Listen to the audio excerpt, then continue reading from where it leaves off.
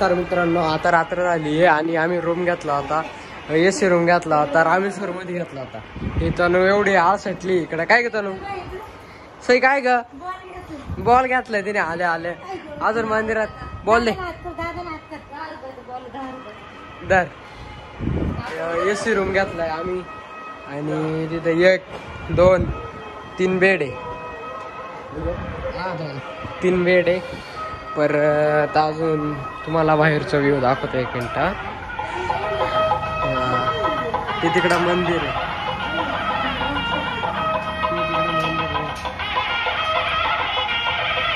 होय, इडून टाक. मंदिराचा कळस दिसतोय खिडकीतून.